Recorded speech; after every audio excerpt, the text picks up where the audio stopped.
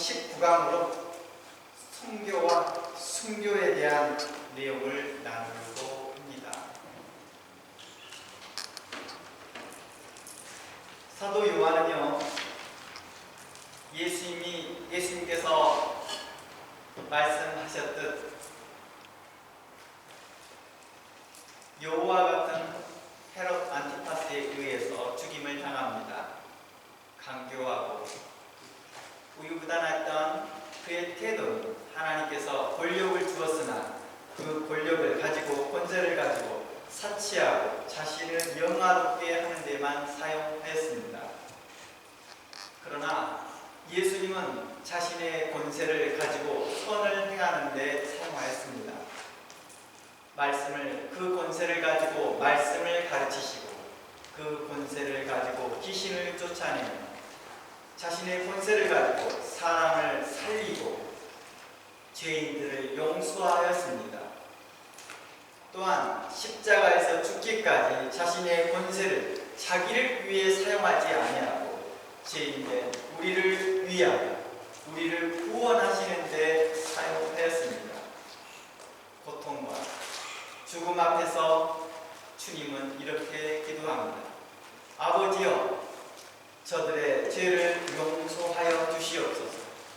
저들이 알지 못하고 하나이다 라고 고백하며 기도하며 그들이 마지막까지 구원 얻기를 바라였고 그들의 죄들을 용서하였습니다.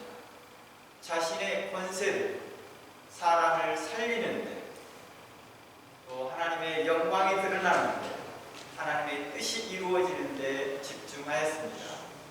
그러나 헤롯 안티파스는 자신의 권세를 사람을 죽이고 자기를 영화롭게 하는 데 사용하였다는 것입니다.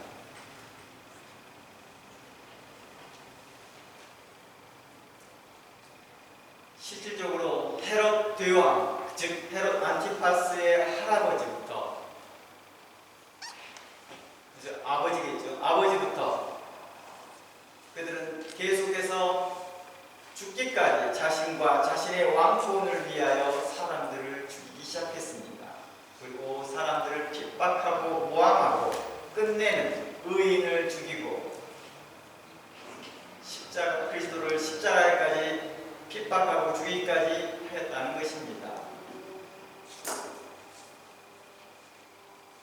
자신들이 가지고 하늘에서 주신 그 권세를 가지고 사람을 섬기고 하나님의 그 대리자로서 사용되어서 하나님의 뜻을 이루는 것이 아니라 자신의 뜻을 이루고 자신의 꿈을 이루는 자들이 되었던 것입니다. 세례 요한은 주의 길을 예비하며 회개하라 외치며 사람들에게 하나님의 나라에 가까웠으니 맞이할 준비를 하라고 외쳤습니다. 이렇게 천국이 가까웠다, 회개하라 그러며 사람들의 잘못들을 책망하고 죄들을 드러내면서 그들로 속히 하나님의 나라에 합당한 자로서 살아가기를 촉구하였습니다. 그러다가 그는 감옥에서 순교하였습니다.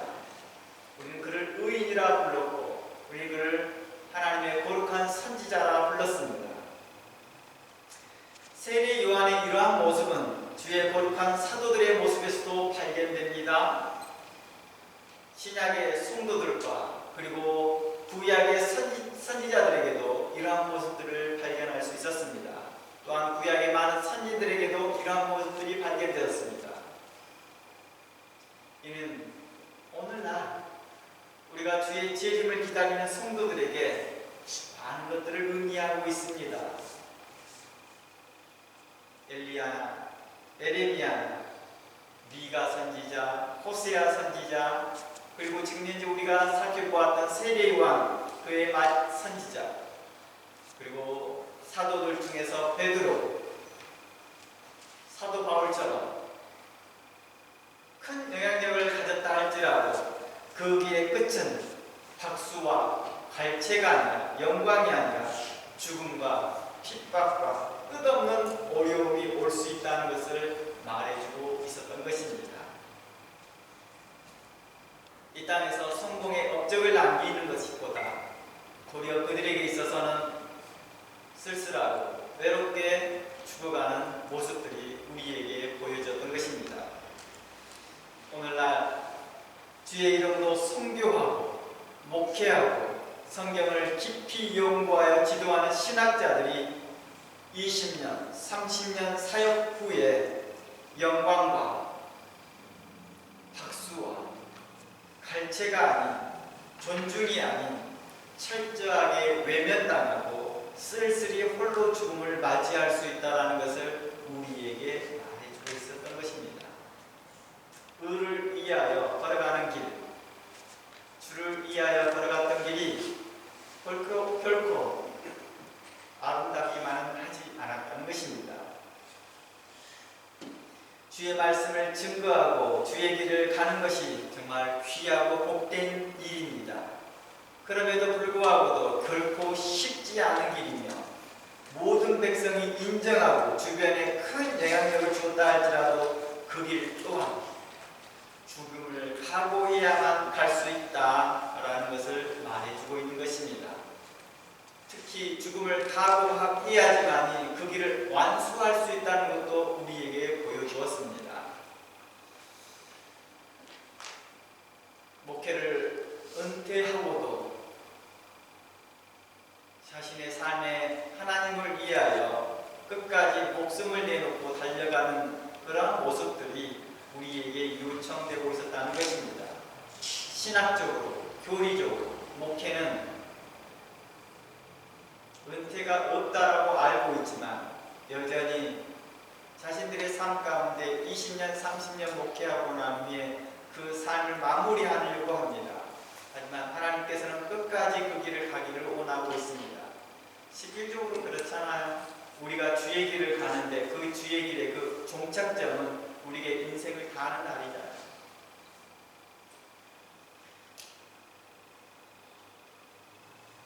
그럼에도 불구하고도 많은 목회자들과 선교사들과 신학자들이 이 길을 가는 것은 무엇 때문일까요? 이 어려움이 있다는 걸 알면서도 이 길을 가는 이유는 바로 하늘의 소망을 두었기 때문입니다. 그러므로 사랑하는 성도 여러분, 주의 재림을 기다리는 여러분, 자기를 부인하고 내일과 같이 자신을 부인하고 겸손히 주님을 섬기는 그런 자들이 되기를 원합니다. 세례 요한의 그 순교의 모습은 오늘날 많은 성도들에게 본이 되어지고 있고 사도들과 많은 믿음의 선진들의 순교는 우리들에게 많은 본이 되고 있습니다. 결코 그 끝이 아름다운 장식이 아니라 홀로 쓸쓸히 감옥에서 죽기도 하였고 돌에 맞아 죽기도 하였고 칼에 배임을 당하기도 하였고 어느 때는 강도와 또 강한 추위와 헐벗음과 굶주림으로 인하여 죽기도 하였습니다. 그럼에도 불구하고도 그 길을 갔던 것은 하나님의 나라를 바라보며 하나님에 대한 소망을 두었기 때문입니다. 오늘 설교 내용은요, 순교와 순교에 대한 오해에 대하여 살펴보려고 합니다. 몇몇 외식된 그리스도인들 중에, 성도들 중에 순교라는 명목으로 스스로 자신의 목숨을 죽음에 두는 분들이 있습니다. 일부러 죽기로 원하는 것이죠. 그리고 이것을 순교라고 합니다. 주변 사람들을 순교다 이렇게 말해줍니다. 과연 성경에서 말하는 순교는 과연 이러한 모습일까 하고 점검해 보고자 합니다. 세례 요한은 스스로 자신이 감옥을 가기를 원하여서 헤롯을 욕하고 헤롯에 대해 잘못을 지적하고 헤롯의 문제에 대하여서 직격탄을 날렸던 것은 아니었는데도 불구하고 사람들은 그렇게 오해하고 있었던 것입니다. 성경에서 말한 순교는 스스로 생을 포기하고 죽음을 선택하는 것이 아니었습니다. 많이들 이렇게 오해하거든요. 자신의 생을 포기하고 죽음을 선택하는 것, 이것을 순교라고 생각합니다. 자신의 의지와 상관없이 죽음을 맞이하면서도 믿음을 지키고 주님을 부인하지 않는 것을 대하여서 성경은 성교다라고 말하는 것입니다. 자신의 의지와 상관이 없어요, 성교는. 근데 계속해서 자신의 의지를 나타내려고 합니다. 자신을 증명하려고 합니다. 자신이 누구인지를 증명하려고 합니다. 순교에는 이러한 부분들이 많이 배치되어 있습니다. 혹시 2015년에 영화 매드맥스라는 영화를 보신 분들이 있나요? 저는 이 영화를 보지를 못했습니다. 단지 유튜브에서 짤막으로 나와 있는 몇 가지를 보았습니다. 거기 보면 지도자에게요, 오랫동안 가스라이팅을 당한 젊은 청년들이 있습니다. 이 청년들을 일명 워보이라고 합니다. 워보이, 그러니까 전쟁하는 아이들이라는 의미겠죠. 이들은요, 그 전쟁 중에서도 자주 외치는 말이 있습니다. 바할라, 바할라. 이게 이 북유럽 어느 나라의 언어가더라고요. 이게 바로 일명 사후세계, 천국을 의미합니다. 파라다이스 같은 의미입니다. 그러면서 그들은 죽음을 공포가 아닌 더 높은 차원의 영광스러운 세계로 가기 위한 통과 의례로 생각하였습니다.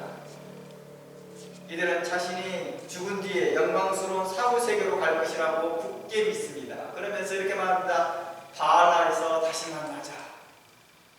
나를 기억해줘. 이렇게 하면서 죽습니다. 근데 이 죽을 때 해피하게 죽는다는 거예요. 고통스럽게 죽는 게 아니라 내가 먼저 죽을래. 내가 먼저 빨리 가서 죽을래. 이렇게 해서 하는 거예요. 그래서 스스로를 희생하는데 전혀 주저함이 없습니다. 또 하나 드라마가 있습니다. 역사적 배경을, 그러니까 북유럽 바이킹 시대의 역사적 배경을 담은 바이킹이라는 그 드라마. 저는 이제 저희 집에서 넷플릭스가 있을 때여서 마침 이 드라마를 처음부터 다 보았습니다. 이곳에서도 똑같은 말이 반복되는 말이 바알라입니다. 이건 역사적 배경에서 나온 말이거든요. 아마 그 영화가 이런 역사적 배경을 가지고 아마 사용했던 것 같습니다. 그리고 스스로를 희생하는데 주저함이 없는 사람들을 자주 보게 됩니다. 10세기에요. 아랍의 여행가 한 사람이요, 초기 바이킹 장례식을 직접 목격하고 상세히 기록했던 내용이 나옵니다. 그때 내용을 보면 유력자가 죽었을 때요, 여성들이 서로 죽겠다라고 자처하는 모습이 나옵니다. 단순한 강요가 아니었습니다. 선택받는 자만이 누리는 특권이라 믿었던 것이죠. 그러니까 자기 스스로가 이건 내 경우 특권이야 라고 하는 것이죠. 그 영화에서 보면 이제 예를 들어서 한 여왕이 죽습니다. 이 여왕이 죽습니다. 그러면서 우리는 그가 바알라에 있을 거라 믿습니다. 그러자 이 밑에 있던 신하들이나 함께 있던 많은 그 여왕을 섬겼던 종들이나 또 함께 있던 친구들이 서로를 들면서 자기들도 함께 가겠다. 그의 여왕을 끝까지 섬기고 싶다. 서로 죽음을 자처합니다.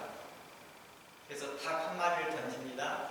그 닭을 한 마리가 던져서 그 닭이 푸드득 하늘에 날아서 그 사람에게 안착을 하고 잡게 되면 자기가 선택받았다고 믿습니다. 그리고 너무 영광스럽게 죽습니다. 이처럼 기독교인들도요, 심지어 악을 행하는 자들도 죽음이 끝나는 것이 아니라 더 높은 차원의 영광스러운 세계로 가기 위한 통로다, 통과의 의례다라고 생각하며 스스로 죽음을 자처합니다. 그러면 더 나은 세계로, 즉 그들이 말하는 오딘은 그들의 신이거든요. 오딘의 은총을 받는 것이다 믿었던 것입니다. 이런 모습이 오늘날 우리의 순교하려고 하는 사람들에게 모습에서 종종 발견되는 모습이기도 하더라는 것입니다.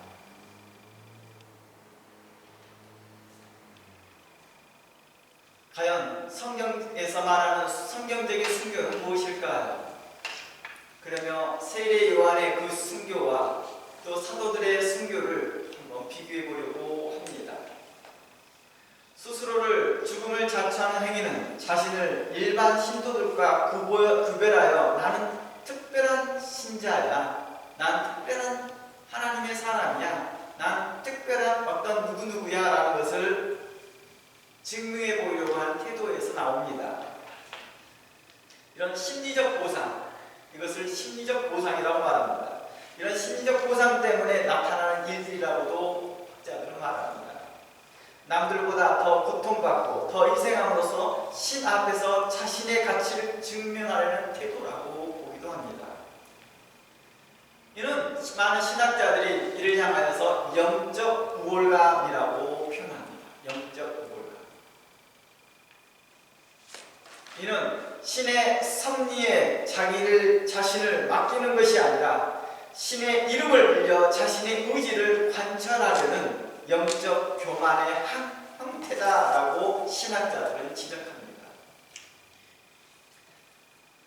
자신의 삶 속에서요, 성도에게 요청하는 것은 성화였습니다.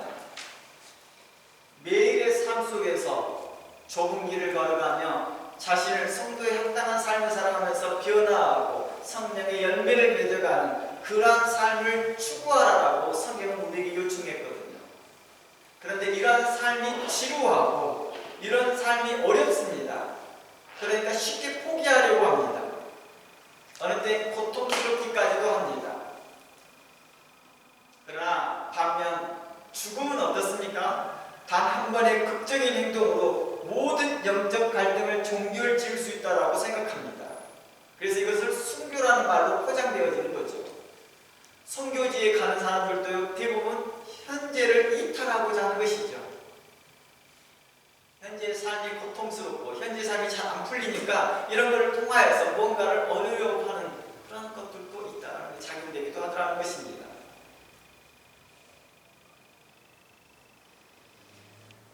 그래서 어떤 극적인 행동을 통하여 모든 영적 갈등을 종결시켜버리는 것입니다. 자신에게 성령의 열매가 없고 성도에 합당한 열매가 추구하여서 나타나지 않습니다. 그럴 때 단 한 번 로또를 맞는 것들처럼 순교를 선택합니다. 그래서 모든 영적인 내용들을 다 해결해버리고 영광스러운 순교자의 자리에 있는 것입니다. 어떻게 보면 영적 지름길이라고 표현하는 거겠죠. 그러한 지름길을 선택하려고 하더라는 것입니다. 이러한 모습은요, 중세시대 극단적인 구명주의자들에게도 자주 발견되어졌던 것입니다. 자기를 학대하며 나타났던 모습이죠. 자신을 학대하는 것이죠. 그래서 꽤나 많은 중세시대 영화를 보면은요, 우리 이 정도 길이죠. 40cm에서 50cm 되는 그 길이에 채찍을 가지고 자기 등을 계속 칩니다. 학대하는 것이고, 철저하게 피가 흐르도록 때려요. 그리고 바로 뭐합니까? 또 다른 범죄를 저지릅니다. 또 범죄를 저지르고 또 자기를 채찍질합니다. 그러니까 이게 늘 반복이에요. 그러니까 자신의 마음을 컨트롤할 수 없다는 걸 알고 있습니다. 자신이 생활에 규칙적이지 못하는 것도 알고 있습니다. 그러니까 이런 것들을 한 번에 해결할 수 있는 게 무엇이냐? 자기를 학대하는 것입니다. 이런 것들이 바로 금욕주의에서 여기에 한 단계 더 나가는 것이 죽음을 선택하는 것입니다.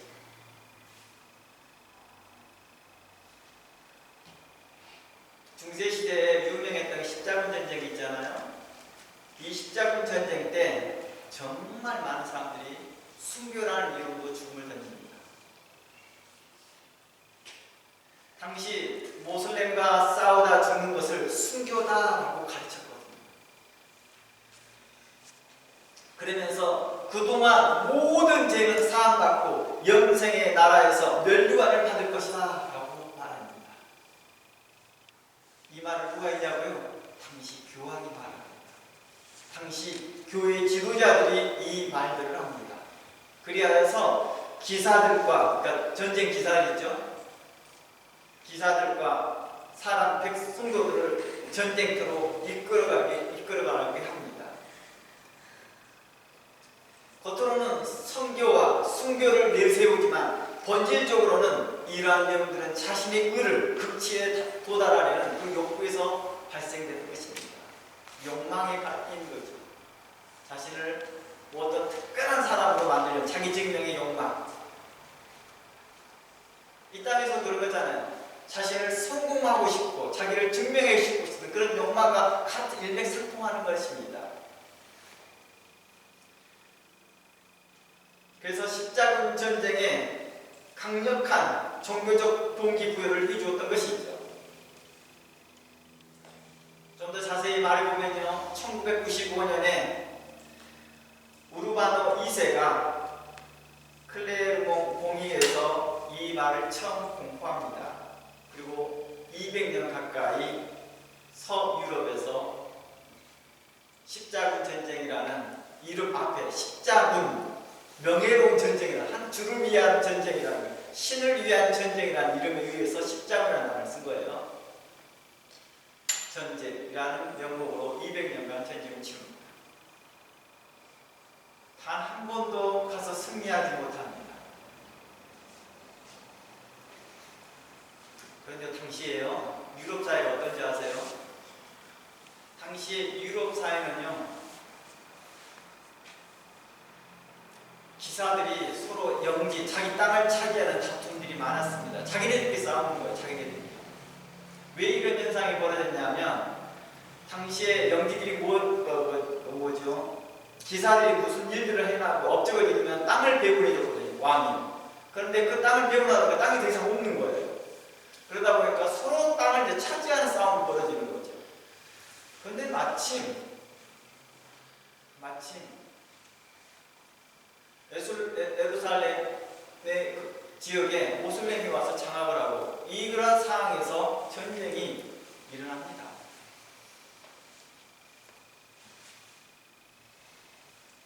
그러면서 이렇게 말합니다. 우리가 일명 동방교회라고 하죠. 그쪽 지역에 있는 교회죠. 동방교회가 그 모슬렘의 침략을 한번, 공격을 한번 당합니다. 그러면서 와, 전에는 원수처럼 지냈다가 이제 좋은 기회로 생각합니다. 동방교회와 이게 좋은 기회다. 동방교회와 이 원인을 하나 치를 수 있겠다 싶은 거예요, 교황 입장에서. 그래서 어떻게 합니까? 우리가 도와줄게. 실질적으로 교황은 그 동방교회도 서방교회화시키고 싶어 했던 욕심에 컸던 것이죠. 하지만 겉으로는 표현하지 않습니다. 그러면서 사람들이 이렇게 말합니다. 이제 형제를 죽이는 무의미한 폭력을 멈추십시오. 이렇게 말합니다, 교황은. 왜냐하면 유럽에 자치고 싸우니까요. 그러니까 형제를 죽이는 무의미한 폭력을 멈추십시오. 이 말 자체에서 뭘 의미하고 있어요? 지금 현재 유럽이 상태가 정상이 아니구나라는 걸 말해주잖아요. 이 말 자체에서도. 이제는 기독교의 적, 이교도, 모슬렘을 상대로 칼을 들어라고 촉구합니다. 교황은요, 십자군 원정을 단순한 전쟁이 아닌 신을 향한 무장 순례로 정의합니다. 기사들은요, 자신을 순례자로 칭의합니다. 그러니까 뭐예요? 십자가라는 목포를 앞에를 커버하잖아요. 앞뒤로 마크를 달아놓고 깃발을 세우고 갑니다. 그러며 이 행위를 신앙의 실천이라 받아들였던 것입니다. 신앙의 실천. 교황은 또한 이렇게 말합니다. 완전한 면제를 약속합니다. 교황은 이렇게 말합니다. 원정에 참여하여 길 위에서 혹은 바다 위에서 혹은 이교도와 즉 모슬렘과 싸워서 전투 중에 죽는 자는 그 즉시 모든 죄를 사함받을 것이다 약속합니다. 그리고 그 죽는 그 사람은 순교한 것이며 가장 거룩한 자리에 있을 것이다 라고 말해주는 것입니다. 가장 강력한 전쟁 참여 동기부여가 바로 이곳에 있었습니다. 모든 죄를 사함합니다. 그러니까 유럽 안에서 서로 형제들끼리 죽였던 죄부터 시작해서 그동안에 무슨 어떤 악행도 다 여기서 만나는 거예요. 그래서 십자군 전쟁의 역사를 보면 어때요? 전쟁을 하다가도 다른 나라 가서 약탈이 옵니다. 그것도 그 나라가 어느 나라예요? 기독교 국가예요. 같은 기독교 형제 국가예요. 그런데 가서 약탈해오고 뺏어오고 악을 다 행합니다. 그래서 우리는 십자군 전쟁을 하는 사람이야. 자신들을 순교자라고 자부하고 불법을 자행하고 불의를 자행하면서도 그들은 순교자라는 타이틀을 갖기 때문에 자신들은 순례자, 또한 영적 전쟁을 하는 자, 하나님의 나라를 위하여서 싸우는 자, 신을 위하여 싸우는 자, 이러한 명목으로 그들은 그 일을 행하는데 거침이 없었습니다. 그리고 자신들이 이 싸움의 전쟁에 죽더라도 자신을 순교자라는 거예요. 그리고 모든 죄를 다 사함한다는 것입니다.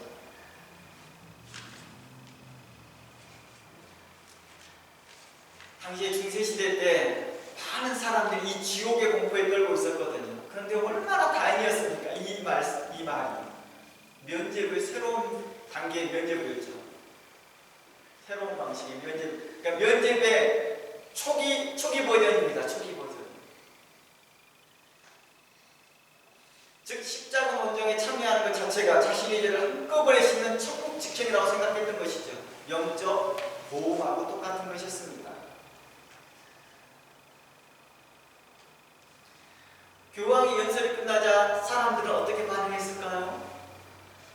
일제히 데우스 볼트라고 데우스 라틴어 신이 그것을 바라신다라는 뜻입니다. 얼마나 그들의 마음속의 욕망을 잘 챙겨주는 말이었겠냐고요. 우리 그러잖아요. 우리 욕망을 채워주는 설교 할 때가 있거든요. 그때 하면 우리는 입속에 자연스럽게 아멘 아멘 이렇게 나오더라고요.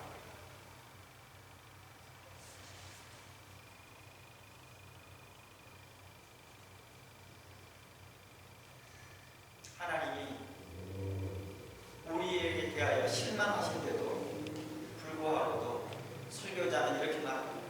하나님이 우리 가운데 자중하셔서 우리에게 역사하십니다. 아멘 하고 외치더라고요. 세례 요한처럼 회개하라 천국이 가까이 왔다라고 외치면 교회에서 저렇게 상처되는 말, 교회에서 저렇게 챌린지 되는 말, 도전적으로 이렇게 하는가? 사람을 위로하고 격려하고 그런 말들보다 그들의 잘못을 지적하는 그런 내용들의 설교가 듣기 싫었던 그런 내용들에 대해서 에레미야는 어땠습니까? 계속해서 백성들의 잘못을 책망합니다. 그리고 바벨론으로 빨리 가서 그곳에 차라리 자식을 낳고 잘 살아라. 이게 하나님의 뜻이다. 그러나 거짓된 자들은 아니다. 하나님께서 우리의 백성 가운데 우리와 함께 하시며 이 예루살렘 성전을 지키실 것이며 우리를 위하여 싸우실 것이라. 여호와 하나님은 전쟁의 신이요 신중의 신이라. 그는 만군의 하나님이시며 우리를 위하여 싸우시는 분이라. 우리가 그분 앞에 더 나아가자라고 거짓된 선자들 그렇게 외쳤거든요. 그때 백성들은 아멘으로 화답하며 따라갑니다. 그리고 에레미야는 어디에 쳐다보래요? 가운데 놓아버립니다. 당시의 상을 자신을 보지 못합니다. 중세시대의 모습이 딱 그 모습이죠. 자신이 당시에 유럽 자체 내에서 서로 형제간에 미워하고 싸우고 죄를 범하고 있고 악을 행하고 있으면서 주께서 우리와 함께 하신다. 이 전쟁에 참여하면 하나님께서 당신들을 영광의 순교자 하나님을 세우실 것이다. 영광의 면류관을 당신들에게 줄 것이다. 당신은 존귀한 순교자의 반열에 설 것이다 라고 말했던 것이죠.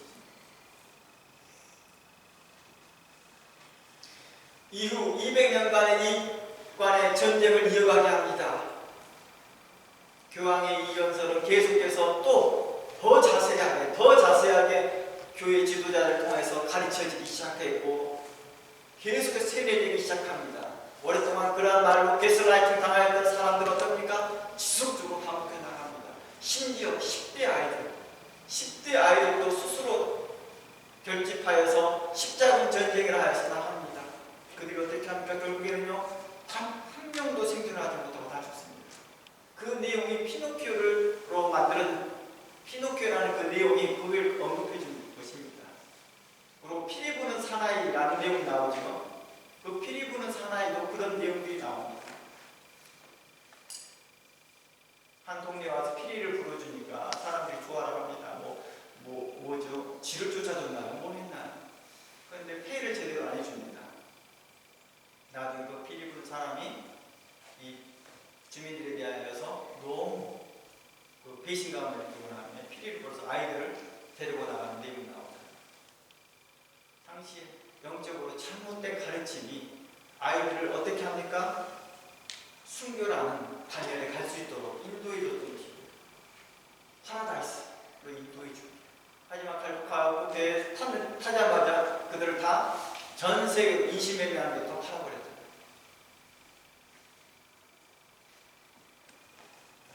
그런데도요, 진상조사를 하고 그 가족들을 위해서 그들을 찾아주려고 모든 전쟁을 수습하고 거기에 대해서 전쟁이냐 그러지 않았습니다. 주를 위하여, 신을 위하여 살리다. 모든 것을 그냥 무마시켜버립니다. 이와 같은 200년간의 기독교와 이슬람의 전쟁은 어떻게 했습니까? 서로 간에 깊은 상처를 남겨놓고 오늘날까지 역사적 갈등만 남겨놓았다는 것입니다.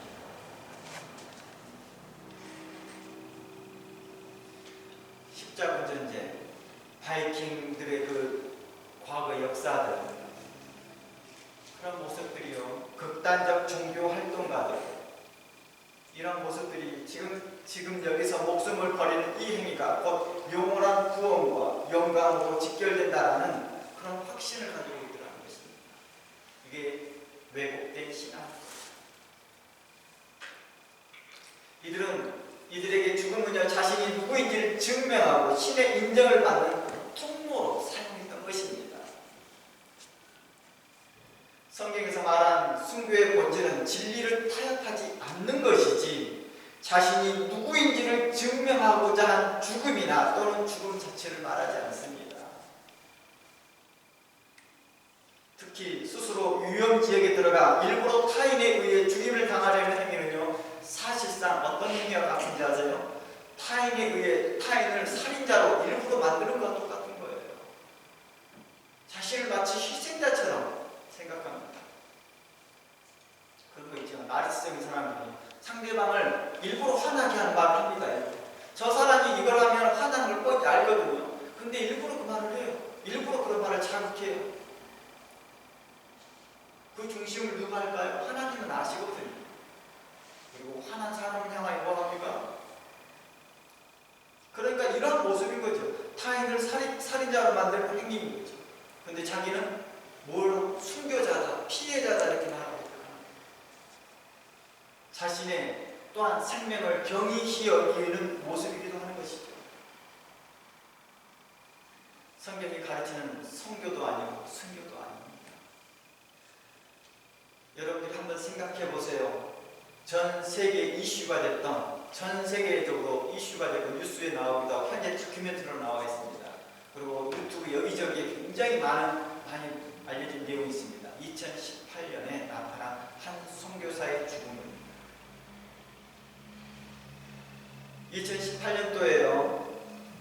미국의 선교사인 존 앨런 차우라는 사람이요, 선교지에서 죽습니다.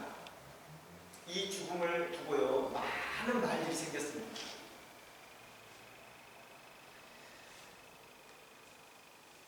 인도의 한 어느 제도에 센트럴 섬이 있습니다. 이 섬에는요, 오랫동안 수만 년 동안 살아온 부족이 있거든요. 문명 세대와 전혀 몰라요. 차단된 그 세계 안에 삽니다. 그러다 보니 현대인이 가지고 있는 그 면역 체계가 전혀 없습니다. 그러다 보니까 외부인들이 만나서 단 한 번만의 그 접촉으로 인해서도요, 그 접속들이 다 죽을 수 있습니다. 치명타를 받을 수 있습니다. 작은 질병에도 섬 전체가 전멸당할 수 있는 것입니다. 그래서요, 외부인 방문 자체가 금지되어 있었습니다. 인류학자들이나 또 많은 이 보호단체에서 그곳을 가지 못하도록 경고하고 있었습니다. 이를 향해서 이렇게 말했거든요. 자칫 거기를 갔다가 그 사람을 죽인 것은 생화학적 테러다. 당신이 가는 것 그 자체가 테러다라고 말한 것입니다. 아무것도 하지 않았는데도 가기만 해도, 접촉만 해도 테러적 행위다라고 한 것이죠. 그래서 그 지역에 있는, 주변에 살고 있는 그 지역 사람들 있을 거 아니에요? 그 섬에 좀 떨어져 있는 또 다른 섬의 지역 사람들, 그 사람들에게조차도 금지시켰습니다. 거기 가까이 가지 못하고. 그리고 그것을 가는 것 자체만 해도 불법이라 정의했습니다. 인구정부는. 환경단체나 사회인권단체나 인류학자들이죠. 특히 인류학자들이 더욱더 이거에 조심스럽게 살펴봤던 것입니다. 보존해야 된다. 근데 이러한 사실들을 다 알고 있는 차은요, 이것과 상관없이 많은 사전조사를 했거든요. 이 사람이. 상관없이 그들에게 접근하기 시작합니다.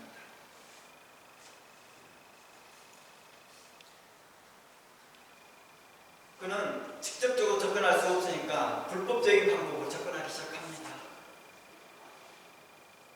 선교의 열망, 하나님께 대한 열심을 품고 그들에게 하나님의 말씀을 증거하고 성경을 전해주고 그들에게 자신이 가지고 있는 악기나 자신들이 가지고 있는 어떤 걸 가지고 그리스도의 복음을, 사랑과 평화의 정의를 전달해 주려고 하는 그 의지가 강했습니다.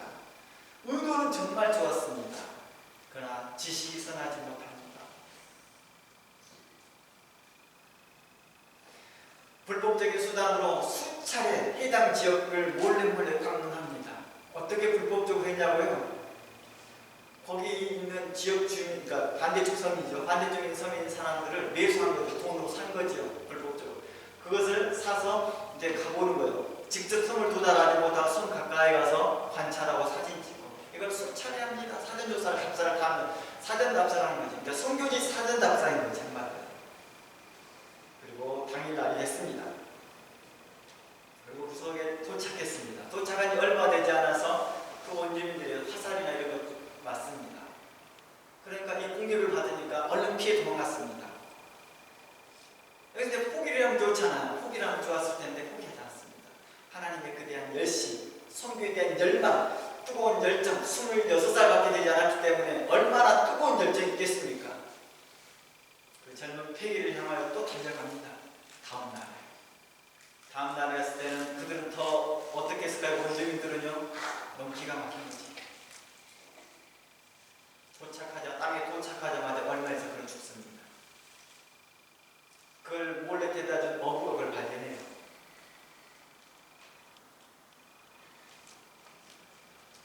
인도 당국은요, 이것을 알고요, 시신을 수습하려다가 시신 수습을 수독합니다.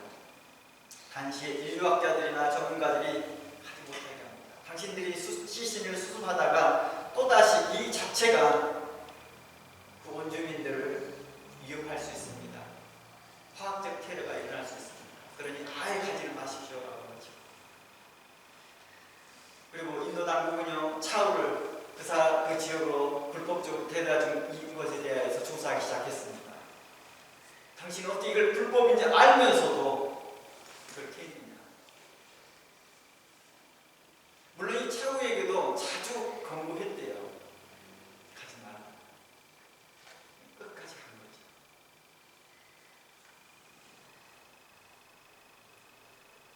그래서 이 사건을 두고 일부 종교계 일각에서는 그의 선교적 열정을 높이 평가를 합니다. 하지만 많은 부분에서 세계적으로 큰 논란이 되고 있습니다. 면역이 없는 온실구족의 치명적인 바이러스로 옮겨서 그들을 위험에 빠뜨릴 수 있었다. 실제로요, 1910년에요, 브라질의 한 엔지니어가 아마존에 있는 한 사람을 만납니다. 그 어느 족속을 만납니다. 남비콰족이라고 합니다. 단 한 번을 접촉한 겁니다. 엔지니어가 무슨 사전답사에서 엔지니어가 딱 한 번 접촉합니다. 그런데 그 단 한 번의 접촉으로 인하여서요, 그 당시에 그 족속이 5,000명이었거든요. 부족이요. 5,000명이었는데 단 한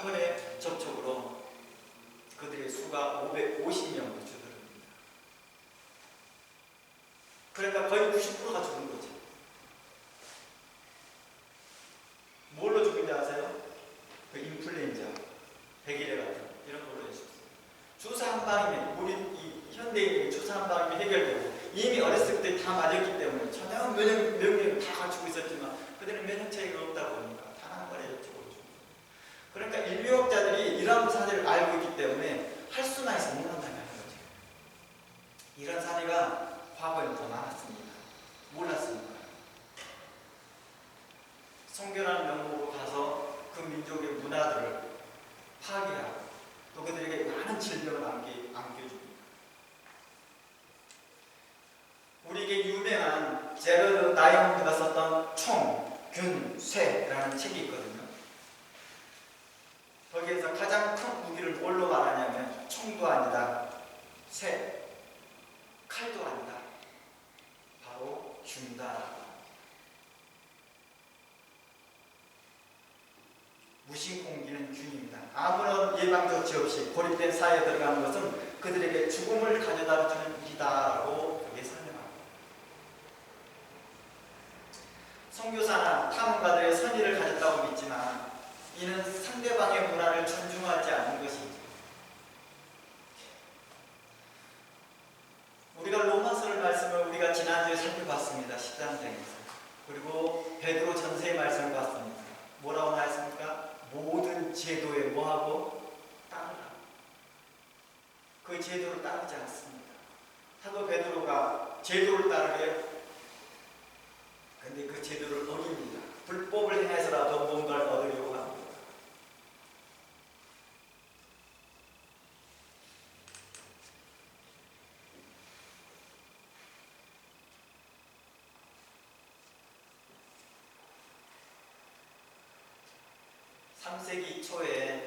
초기 기독교인이자 교부인 한 신학자가 이런 말을 합니다. 그분의 이름이 워낙 길어서 제가 못 읽어드리겠습니다. 근데 그 교부가, 그 신학자가 이렇게 말합니다. 이 신학자는요, 초기 기독교의 순교의 신학을 가장 강력하게 옹호한 사람입니다. 순교에 대하여서 가장 많이 옹호합니다. 하나님의 의로운 자들을 순교하는 사람들에 대해서 그는 자랑합니다. 그는 동시에 어떤 말을 하냐면요, 잘못된 방식의 순교를 가장 경계했던 인물이기도 합니다. 그가 썼던 저서 순교에 대하여서 이렇게 말합니다. 그 책에는 이렇게 나옵니다. 일부러 순교하려는 자들이나 순교를 유도하는 사람들을 멀리하라라고 그 책에 나와 있습니다. 여러분 중에 누구도 형제들을 위해 소동을 일으키거나 자발적으로 자신을 이방인들에게 내어주지 마십시오. 그러나 만일 붙잡혀 넘겨졌을 때야 비로소 순교를 각오해야 하는 것입니다. 그러니까 자신이 죽음을 선택하는 것이 아니라 어쩔 수 없는 상황일 때에 그 믿음을 지키기 위해서, 주를 부인하지 않기 위해서 받아들이는 결과라는 것입니다. 죽음은. 이게 언제 쓰여졌다고요? 3세기 초예요. 3세기 초에 써졌는데 이 책을 아는 사람들은 누굴까요? 교황들은 다 알고 있을 거 아니에요. 당시 중세시대 교황들은. 그런데 어때요? 자신들이 자발적으로 뭐예요? 순교를 유도하자. 십자군 전쟁을 통해서 이게 거룩한 전쟁이다. 신을 위한 전쟁이다. 백성들이 이 말을 들었을 때 정말 하나님이 이걸 원하신다라고 대답을 합니다. 아멘, 아멘 하라고 했습니다.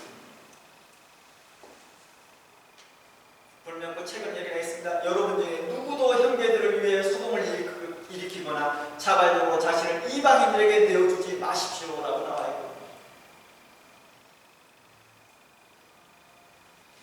당시 3세기에요. 초기 기독교 박해시대 때 일부 신자들은요, 자발적 순교가 유행처럼 나타냈거든요.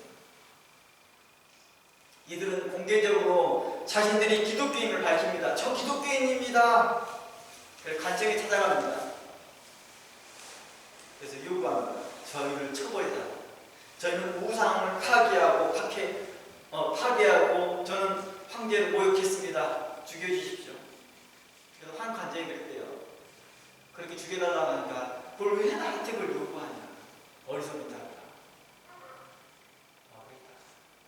역사적 기록이 나와요.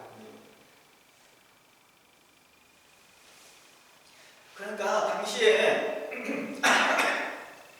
당시에 초기 기독교의 그 배부로 죽는 것. 그러니까 사도 바울이 우리에 죽었어. 세례 요한이 죽었어. 사도 베드로가 거꾸로 십자가에 매달려서 그러면 감정이 엄청 몰입되거든요. 그러면 이거에 대해서 자신도 그런 영광의 위치에 막 사람들이 사도 바울, 사도 베드로, 사도 요한, 아니 세례 요한 이렇게 하니까 자신도 그런 위치, 사람들한테 집중적인 관심을 받고 싶어하고 그런 영광의 위치에 가고 싶어하는 욕구가 커지다 보니까 자발적으로 이제 순교자들이 막 나타나기 시작했던 것이죠. 이걸 자발적 순교라고 합니다. 이것이 유행처럼 퍼지기 시작했습니다. 순교하면 천국에서 가장 높은 곳에 앉을 수 있다는 그런 식이죠. 그러한 단순한 상급론이 순교를 수단화시켰던 것입니다. 순교가 자신의 수단이에요. 뭘 얻기 위한? 상급을 얻기 위한 수단인 거죠. 면제를 받고자 하는 수단이었습니다. 이런 하나님의 뜻과 성경을 잘못 이해하여 만드는 왜곡된 신앙인 것입니다. 여러분의 생각은 어떠십니까? 인도로 센트럴 섬으로 갔던 그 차후의 행동, 여러분들 어떤 것이 바른 순교라 생각합니까? 그것이 과연 그의 옳은 순교의 방식이었는가 고민해 보아야 할 것이겠죠.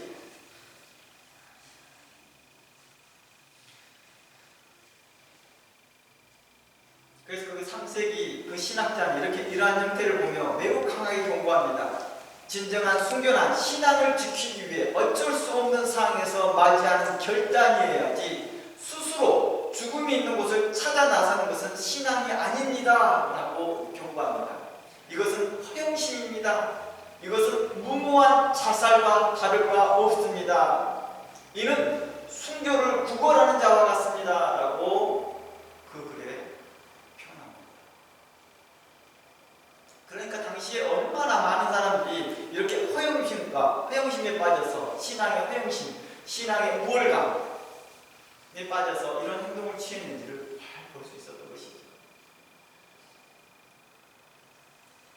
오늘날 그 신학자뿐만 아니라 많은 중통 신학자들은요 이렇게 말합니다. 스스로 죽음을 자초하는 것은 살인과 다름이 없다. 박해 상황에서도 도망치는 것도 비겁한 것이 아니다.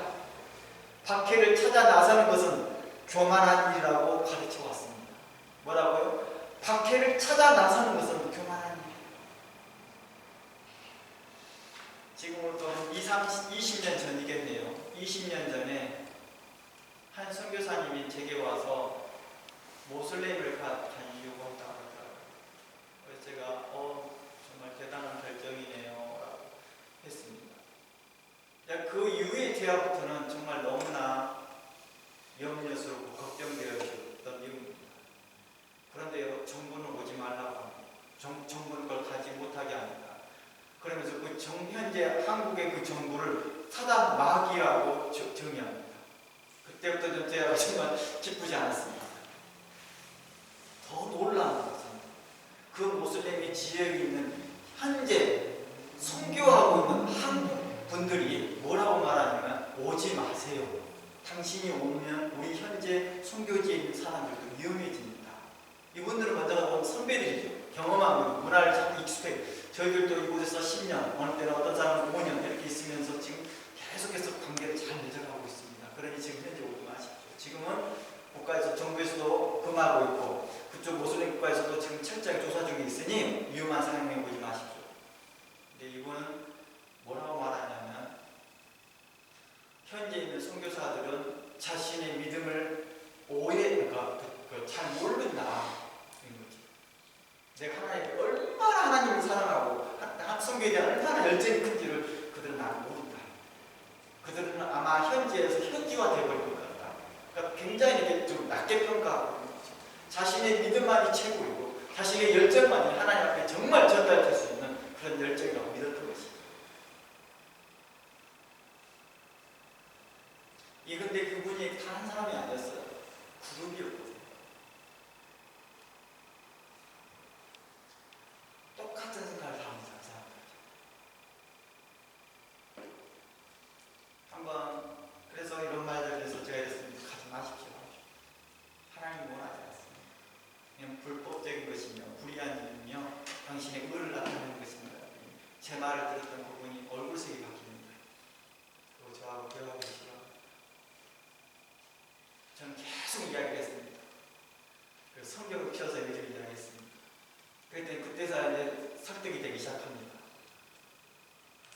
말했습니다.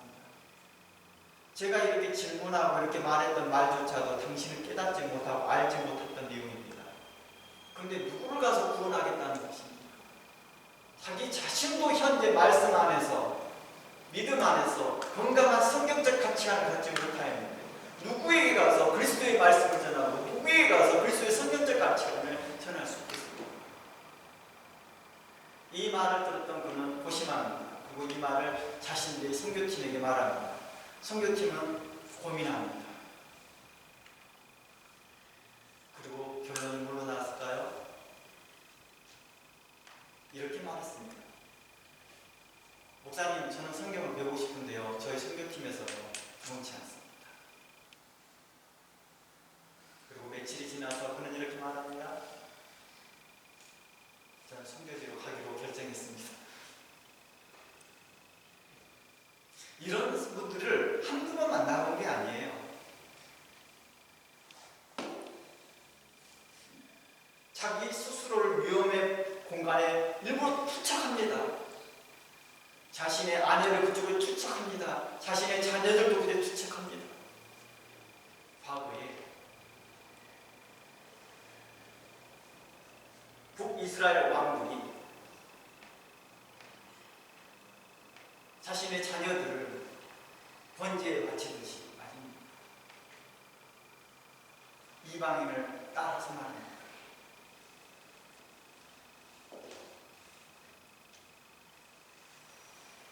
자발적 순교는요, 그리스도께서 말씀하신 자기 부인이 아니었습니다. 내일과 같이 자신의 부인이 아니라 강력한 내일과 같은 자신의 주장이었던 것이죠. 자기 부인을 하라겠더니 자기를 주장하기 시작했던 자들이죠.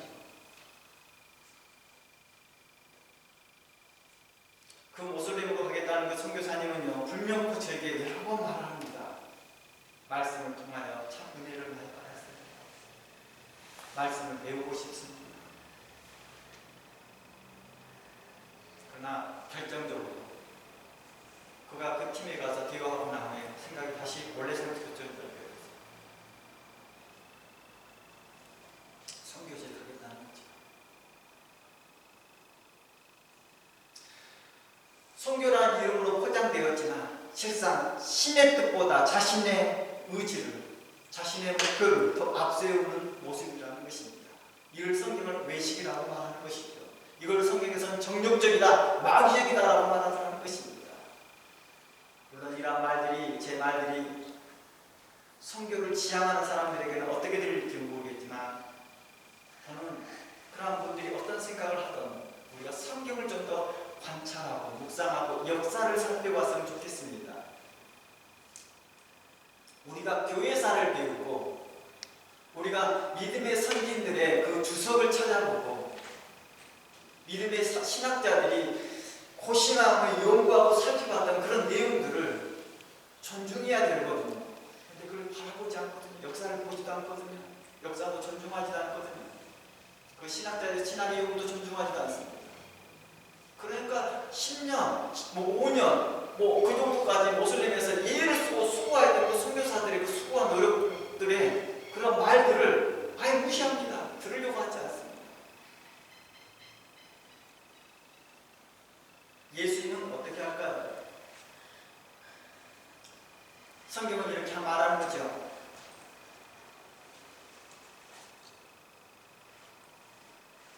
죽음을 스스로 선택하는 그 순교가 어떤 이벤트가 아니라 진리를 위해 살아가는 중에 불가피하게 맞닥뜨린 죽음인 것이죠. 예수님께 한번 봅니다. 예수님께서 뭐라 가르치는지 마태복음 10장 23절에 봅니다. 마태복음 10장 23절 말씀에 이 동네에서 너희를 박해하거든 저 동네로 뭐하라? 피하라. 예수님께서 우리 제자들에게 이렇게 말했잖아요. 이 동네에서 너희를 박해하거든 순교를 각오하고 그곳에서 말씀을 증거해달라고 말하지 않잖아요. 뭐라고 말합니까? 저 동네로 피하라. 내가 진실로 너희에게 이르노니 이스라엘의 모든 동네를 다 다니지 못하여 인자가 올 때까지 너희들은 계속해서 뭐하고 다니는 거예요? 피해서 도망다니면서 말씀을 증거하는 것입니다. 이리저리 돌아다니면서.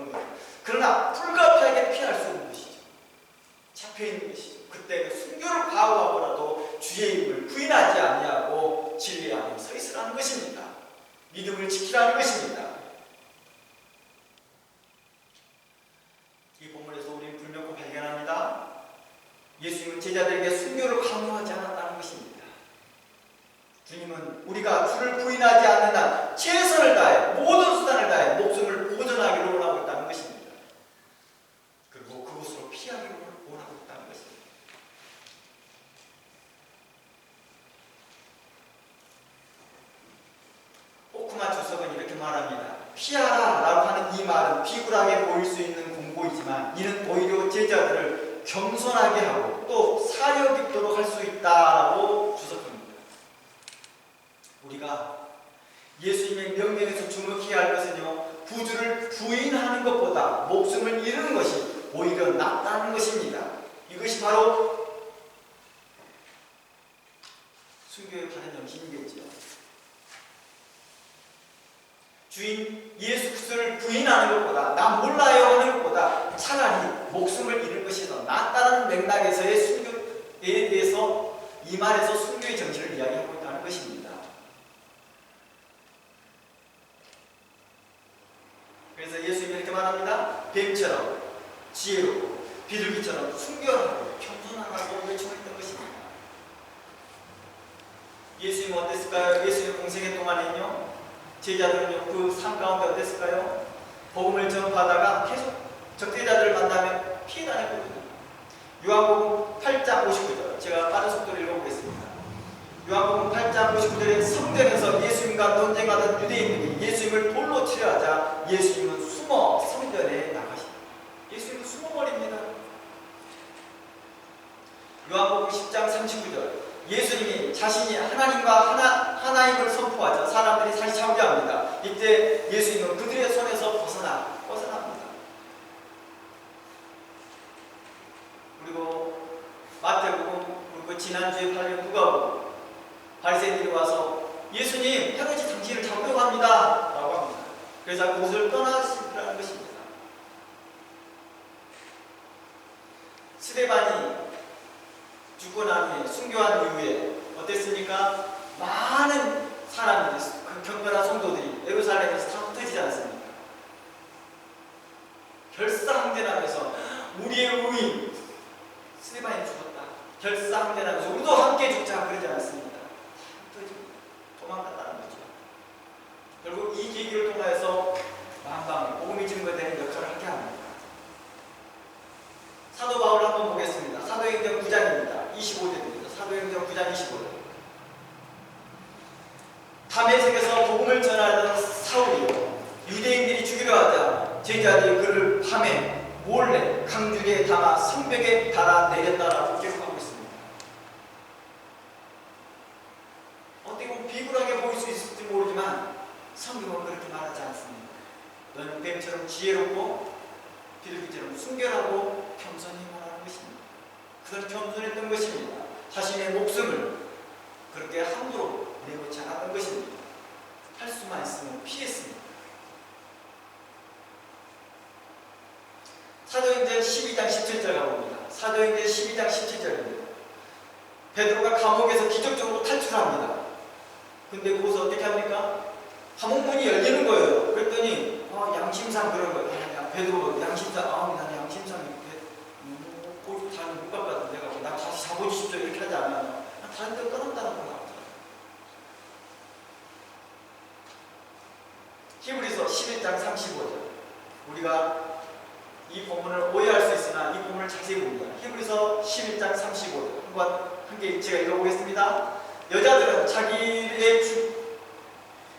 죽은 자들을 부활로 받아들이기도 하며 또 어떤 이들은 더 좋은 부활을 얻고자 하여 심한 고문을 받되 구차에 풀려나기를 원하지 아니했다라고 말합니다. 여기서 보면 더 좋은 부활을 얻고자 하여 심한 고문을 받되 구차에 풀려나기를 원치 않았다라고 말합니다. 이곳에서 구차에 풀려나기를 원치 않았다는 것은 뭘 의미한가요? 이곳에서 풀려날 수 있는 방법이 뭐예요? 부정하는 것입니다. 주를 부인하는 것입니다. 그리스도가 하나님이시다, 그리스도가 왕이시다, 그리스도가 하나님이신 됨을, 구주이시다라는 것을 부인하는 것이죠. 즉 진리를 부정하지 않고 타협하지 않는 것입니다.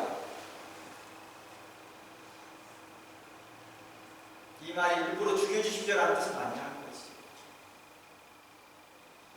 우리나라에도 일제시대 때 또 북한 시대 때 이런 일들이 많았다잖아요. 십자가를 밟고 지나가라, 그러면 살려줄게. 정말로 십자가를 밟고 지나갔던 사람들은 역으로 죽었고 끝까지 보고했던 사람은 역으로 살았다고 하잖아요. 아마 그 장교가 그를 시험하고자 했던 것 같습니다. 너희들 믿음이 진짜인지 가짜인지. 마귀는 신자들에게 직접적으로 악을 행하라고 유혹하기도 하지만 때로는 가장 거룩해 보이는 포장지를 씌우기도 하더라는 것입니다. 그리하여 하나님으로부터 멀어지게 하더라는 것입니다. 순교라는 민영 아래 자신의 생명을 경시하게 하고 타인에게 살인죄를 짓게 하더라는 것입니다. 그리고 다른 사람에게 또 불법을 행하게 하더라는 것입니다. 순교는 나의 죽음을 통해 나를 증명하는 시간이 아니었습니다. 순교라는 그 거룩한 단어는 자신의 영광을 드러내는 도구도 아니었습니다. 바이킹이 전장에서 죽음을 통해 바알라라는 전리품을 얻으려 했던 것들처럼 극단주의적 기독교인들이여 순교를 자처해 천국에 가려는 그런 모습으로 비슷한 모습을 할 수 있을 것입니다. 주님은 그런 자들에게 대하여서 나는 너희를 도무지 알지 못하겠다라고 책망할 것입니다. 마태복음 7장에 의하면 마태복음 7장 21절 말씀에 나더러 주여 주여 하는 자마다 천국에 들어갈 것이 아니요 다만 하늘에 계신 내 아버지의 뜻대로 행하는 자가 들어갈 것입니다. 그날에 많은 사람들이 나더러 주여 주여 우리가 주의 이름으로 선지자 노릇하며 우리가 주의 이름으로 선교도 하며 주의 이름으로 내가 이것도 저것도 했습니다 할 거 아니에요. 주의 이름으로 귀신도 쫓아내며 주의 이름으로 많은 공동을 행하지 않았나이까. 23절 그때 내가 그들에게 밝히 말하되 내가 너희를 오무지 알지 못하나니 불법을 행하는 자들아 내게서 떠나가라. 자신도 불법을 범할 뿐만 아니라 다른 사람도 불법을 행할 수 있도록 하더라는 것입니다.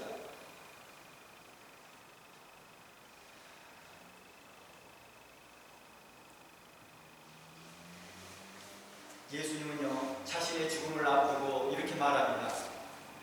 겟세마네 동산에서 아버지요 내 뜻대로 마옵시고 아버지의 뜻대로 되기를 원합니다.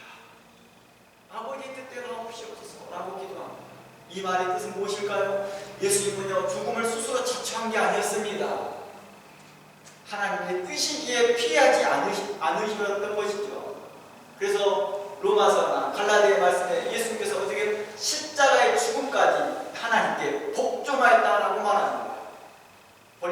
빌립보서에서 이렇게 말합니다. 예수께서는 하나님과 동등되니라 그는 동등됨을 취하지 아니하고 겸손히 십자가에 죽기까지 복종했다라고 말합니다.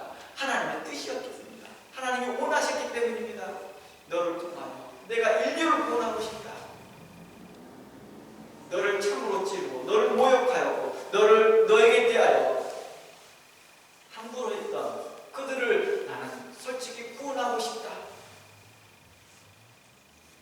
너의 희생으로 너의 피로 말미암아 그들을 구원할 수 있는데 나와 함께 할 수 있겠니 할 때 예수님은 아버지의 뜻대로 되기를 원합니다. 겸손히 복종했다는 것입니다.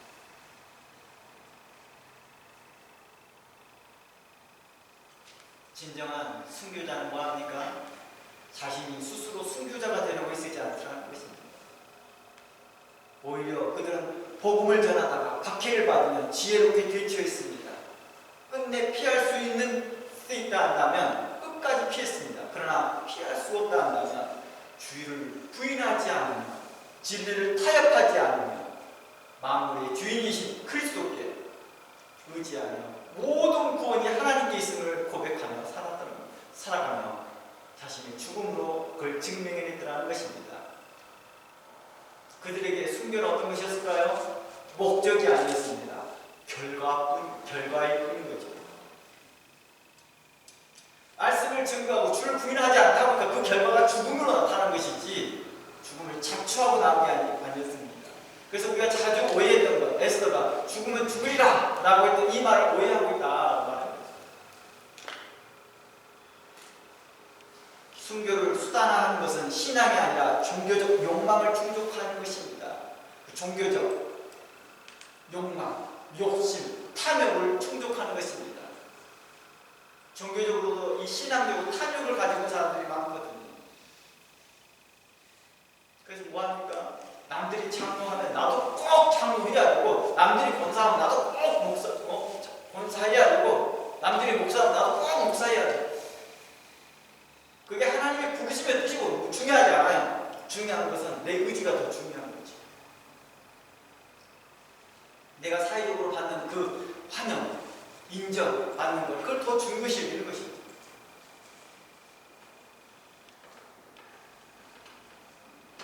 스스로를 죽음으로 몰아넣으며 얻으려는 것은요,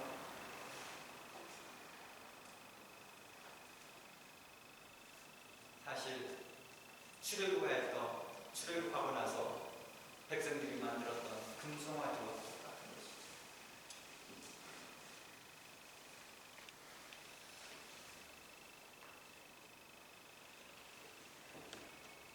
이런 극단적인 선교나 극단적인 순교가 오늘날 선교나 신앙생활의 현장에서 성경적 지혜와 신중함을 잃어버리게 만들더라는 것입니다. 불명포 3세기에 귀한 신학자가 써놨던 그 책을 있었는데도 불구하고 교황은 어리석은 말들을 내뱉으며 200년간 그런 치열한 싸움을 만들어가게 하더라는 것입니다. 누가복음 13장 31절 가봅니다. 우리가 지난주에 살펴봤던 누가복음 말씀입니다. 이 말씀 보고 마무리해보고자 합니다. 누가복음 13장 31절에 바리새인들이 예수님께 옵니다. 헤롯이 당신을 죽이고자 하나이다. 이 말할 때 예수님은 이렇게 말합니다. 이제 사람들을 모아 항전하자. 저 여우 같은 헤롯을 몰아내자. 진정 국민을 위한 것이 아닌 자신의 목적을 위해 달성하기 위해서 외치는 자들, 그런 말 하잖아요. 국민저항권, 정말 국민을 위한 건 아니거든요. 이 사람들이 하는 말을 보면 자신의 목적을 달성하기 위한 것이죠. 그런 말로 성공하지 않았다는 것입니다. 단지 헤롯의 그러한 위협에도 하나님 나라는 증거되고 있고 하나님 나라는 임할 것을 단호하게 전합니다. 나는 갈 길을 갈 것이다. 그런다고 해서 나는 피하지 않을 것이다 라는 뜻이 아니었습니다. 나는 복음을 전하고 이 길로 계속 갈 것이다 라고 하는 말이었습니다.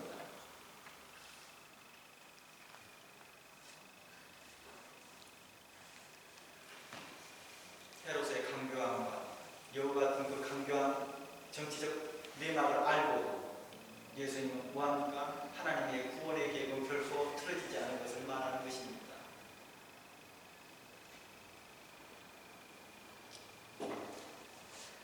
우리가 종종 그러잖아요. 선교라는 명목으로, 목회라는 명목으로 사회적 제도를 어기고 불법을 행하는 것을 너무 자연스럽게 생각하더라고요. 너무 자연스럽게. 주름이에요. 어쩔 수 없다 한다면, 불가피하게 그 길밖에 없다 한다면 해야 할 수밖에 없지만 그것이 아닌데도 불구하고 억지로 사회적 제도를 망가뜨리고 사회적 제도를 범하고 어기면서 불법을 자행하면서 그걸 선교다.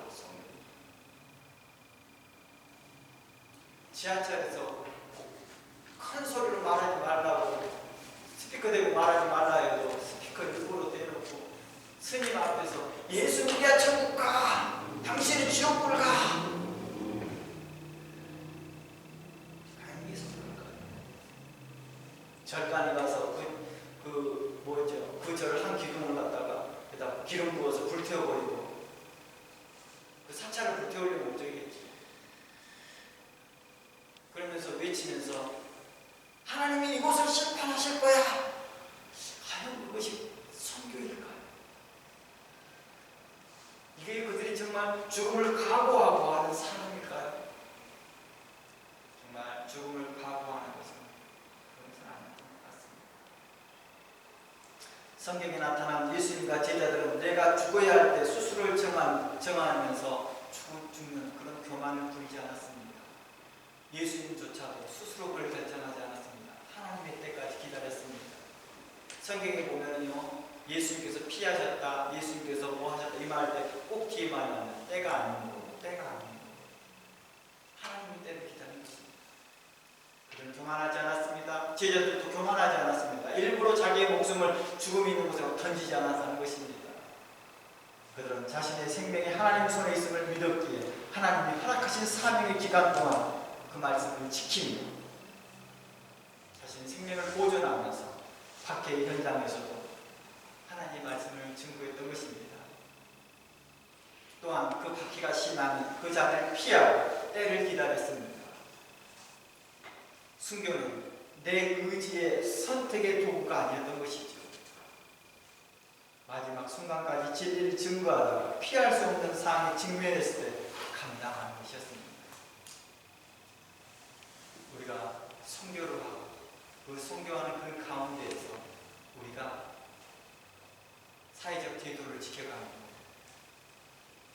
다른 사람의 입장과 문화를 존중하면서 그리스도의 복음을 증거하는 것입니다. 과거의 초기의 기독교인들이 그리스도의 복음을 어떻게 증거했을까요? 서로 사랑했던 것입니다. 카타콤 안에서 공개적으로 예수 믿으세요, 예수 믿으세요 하고 다녔을까요? 할 수 없었습니다. 초기 기독교인들이 왜 카타콤에 들어갔을까요? 박해를 피하고 있는 것이었습니다. 그리고 왜 몰래 암호를 만들었을까요? 박해를 피하기 위한 목적이었습니다. 그들은 공개적으로 예수를 믿으라고 요청하지도 못했습니다. 그러나 카타콤 안에서 그들은 여전히 궁핍한 가운데서도 서로 사랑하고 긍휼히 여기고 형제를 아껴줬던 것입니다. 그리고 하나님 말씀을 지켰던 것입니다. 이러한 모습들이 다른 사람들의 시선, 외부인 시선에 아름답게 보였던 것이죠. 그리고 그들이 쪼인하기를 바라였고 그들 안에 그 말씀을 들어보기로 했던 것입니다. 우리 안에 하나님의 말씀이 있습니다.